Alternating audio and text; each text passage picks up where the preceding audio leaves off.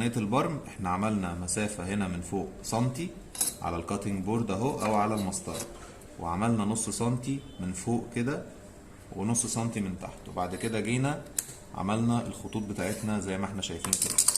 هنعمل ايه بقى؟ هنقطع مش من الاول للاخر، مش من هنا لهنا لانها هتتفصل، لا احنا هنشتغل من بداية الخط لحد النهاية، ولازم القطر بتاعي يكون نظيف.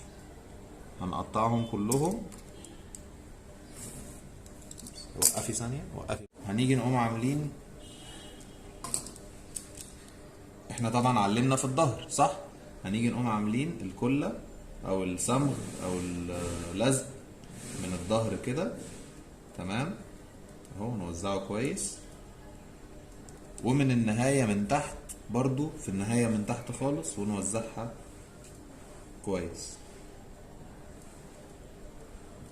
تمام. ونوزع الصمغ ده كويس او الكلة او اللزق، ونسيب دي تنشف شوية، وهنعمل نفس البداية والنهاية هنا بنفس الكيفية. هنوزع الكلة من تحت ومن فوق.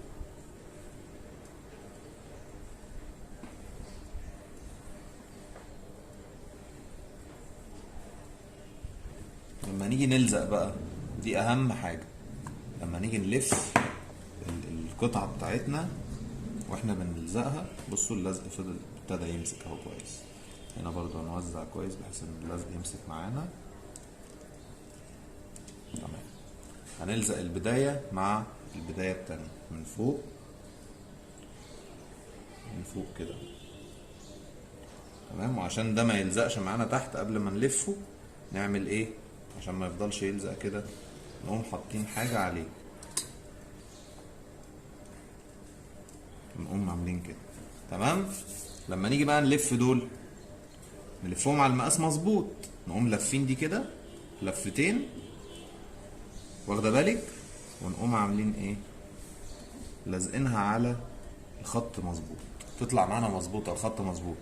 ودي هتلف برضو معانا لفتين اهو، ونقوم لازقينها على الخط مظبوط.